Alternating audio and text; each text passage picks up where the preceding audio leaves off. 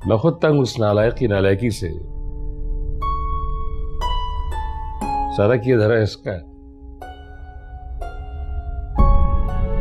इसलिए इसको साथ लेके आया। ये माफी मांगेगा सभा से भी और आप लोगों से भी।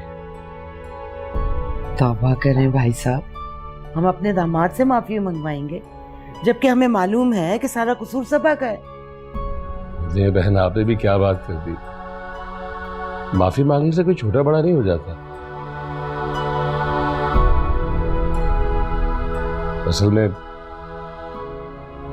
मैं भी आज माफी मांगने ही आया हूं।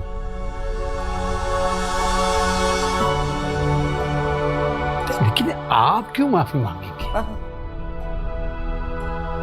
क्योंकि मैं मरियम का गुनहगार हूं।